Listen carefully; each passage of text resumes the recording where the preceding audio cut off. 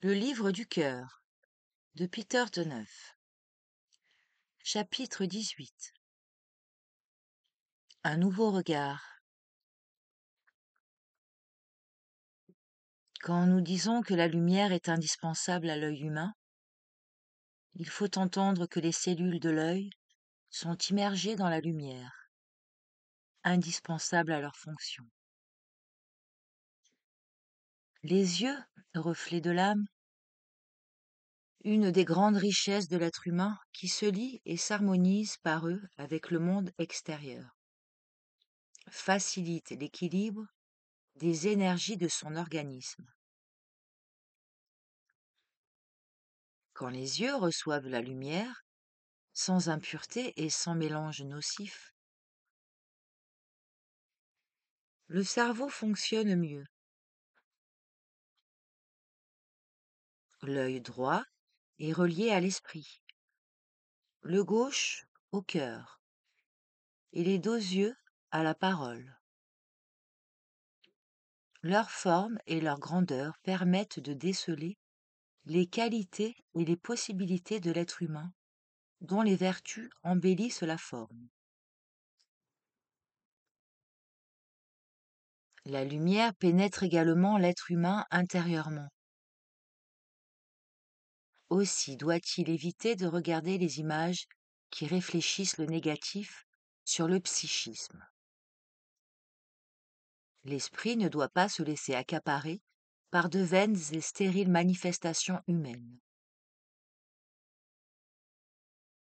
Chaque impression qui parvient au cerveau, par l'intermédiaire des yeux, laisse sa trace sur les lignes du visage.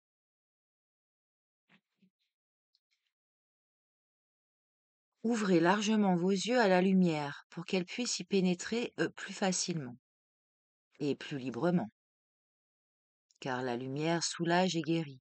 L'être humain devrait remercier constamment le Créateur de lui avoir donné et conservé les yeux avec lesquels il peut contempler la nature et prendre contact avec elle.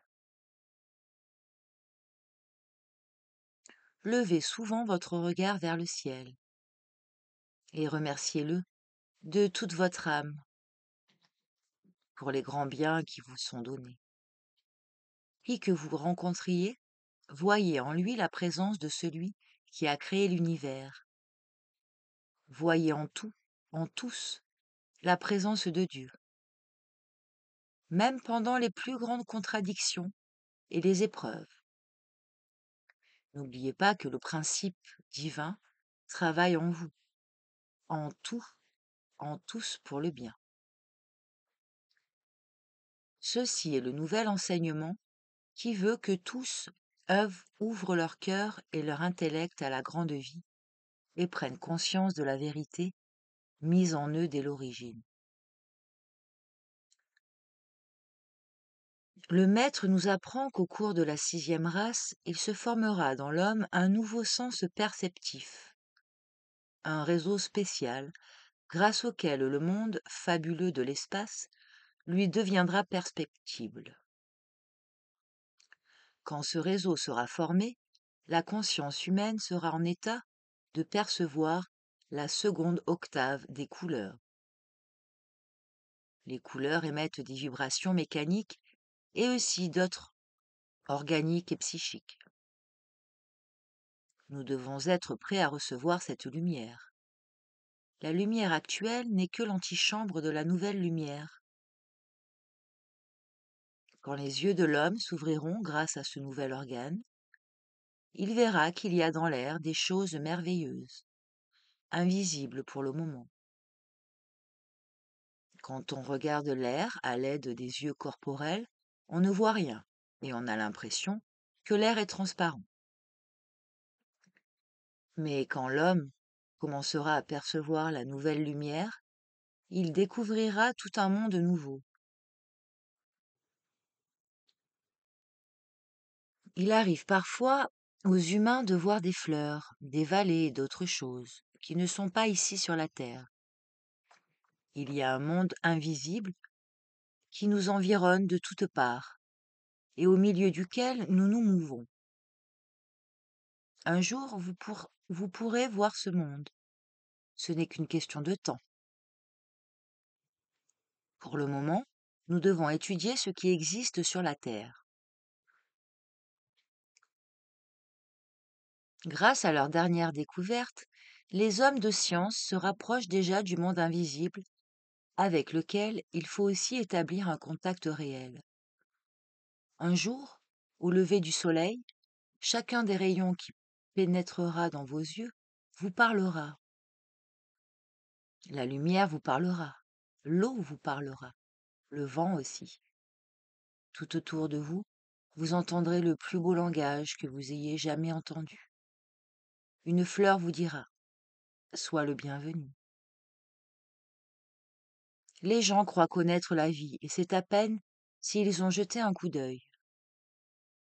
Lorsque vous regardez le ciel, vous n'avez qu'une idée confuse de toutes les possibilités qu'il cache en lui-même. Avec tous ces mondes, vous apercevez une nuée, mais cette nuée est un monde immense, tout comme notre univers.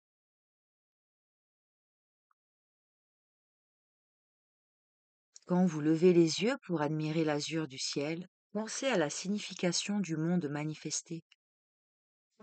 Le ciel peut vous découvrir un autre vaste monde, plein de vie consciente et raisonnable, de lumière et de beauté.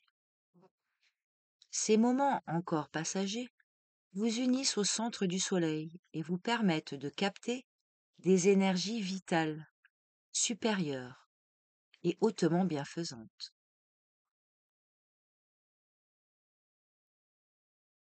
Toutes les formes existant dans la vie et la nature constituent l'alphabet divin d'un grand livre sacré que l'homme doit apprendre à déchiffrer pour mieux comprendre le sens de la création. Durant de longues années, il devra étudier cet alphabet cosmique, composé de symboles, d'images, de formes. En plus, plus il apprendra, plus s'élargira le cercle de sa conscience, lui découvrant la présence de la vie, là où il ne la soupçonnait pas. La vie est partout.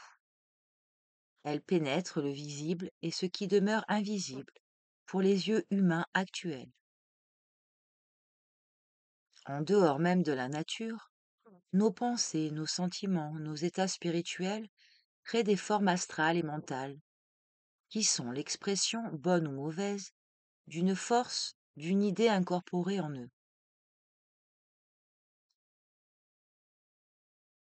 Pour son développement spirituel, l'homme doit éviter d'arrêter son regard ou sa pensée sur des images ou des faits inharmonieux qui risqueraient de troubler son esprit.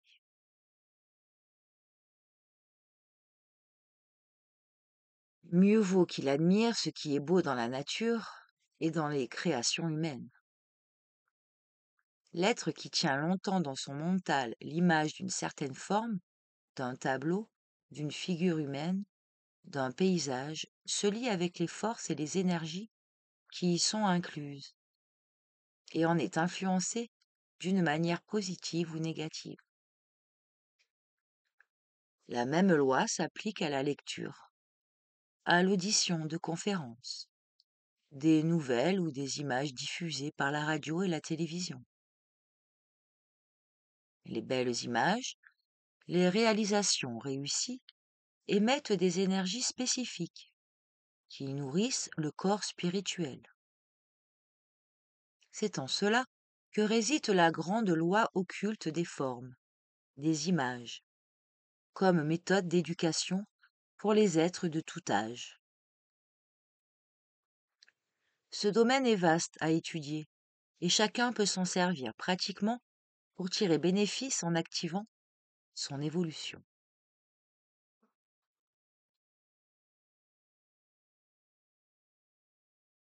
Grande est aussi l'influence des sentiments et tendances esthétiques que l'homme peut cultiver en lui, et l'on trouve ici l'importance éducative de l'art véritable, qui doit être l'expression d'idées élevées, divines.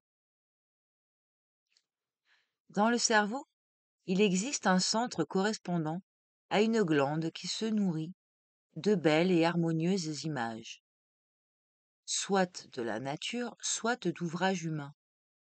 Le bleu du ciel, les levées et couchers du soleil, les jardins fleuris, les panoramas des vallées et des montagnes, les beaux meubles, les œuvres d'art, la décoration des intérieurs, etc.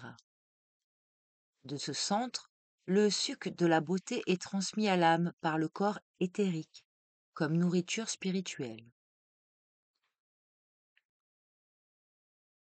Toutes belles images, toutes belles couleurs irradient un certain arôme que la glande du centre cérébral reçoit et transmet à l'âme. Ainsi se développe graduellement l'intuition, la conscience cosmique. L'intuition étant liée au développement du corps causal. S'il existe une correcte coordination entre le cerveau et le système nerveux sympathique, l'intuition est éveillée et l'homme devient capable de mieux saisir la vérité. Cette coordination est facilitée par le spectacle de belles images et par des pensées pures et élevées.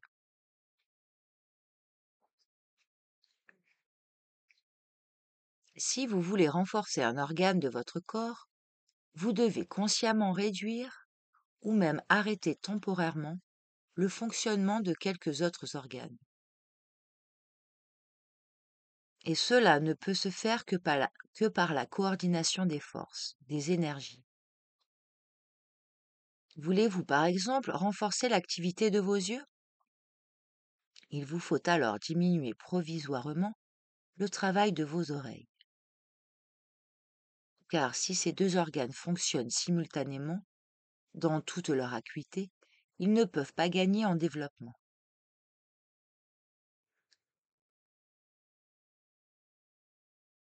D'ailleurs, l'homme applique inconsciemment cette loi quand il veut observer minutieusement quelque chose ou exécuter un travail absorbant.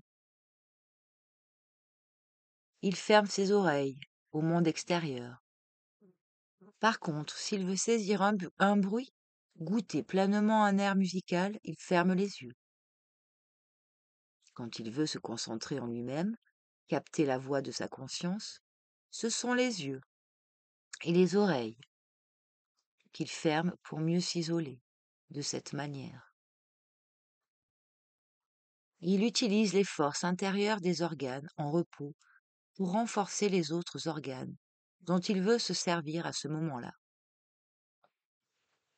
Donc, il faut qu'on puisse, par le regard, refléter une pensée juste, avec douceur, par les mouvements conscients et contrôlés, exprimer l'harmonie et la beauté.